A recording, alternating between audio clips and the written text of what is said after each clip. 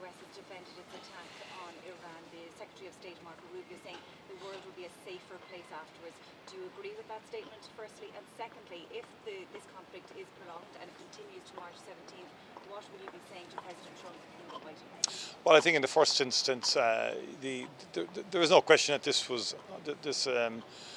has taken place without a UN mandate. But as I said yesterday, the UN is in urgent need of reform, and the Security Council, as it's currently constituted, is not fit for purpose because of its composition.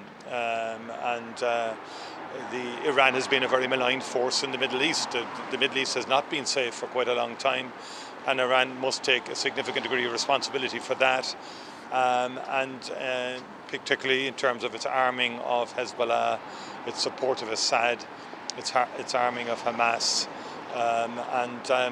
notwithstanding a lot of entreaties over about 20 years, Iran has never pulled back from its nuclear enrichment program. So all of that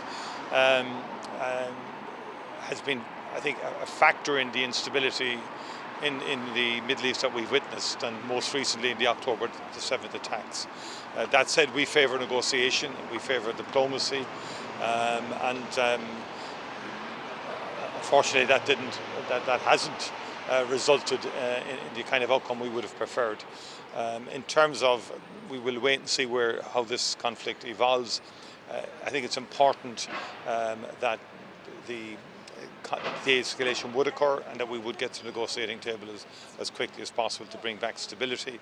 But there's no doubt that this regime was a very repressive one, and we all had witnessed or observed thousands of people have been executed and murdered simply because they protested a short while ago. And before that, we had the appalling repression of women within Iran, very brutally repressed as well in terms of earlier protests.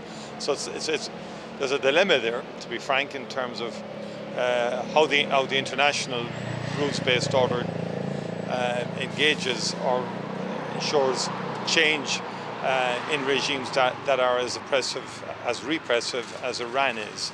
That said, the nature of this conflict is such that we believe negotiation and diplomacy should now be the route that should be taken, given what has transpired now.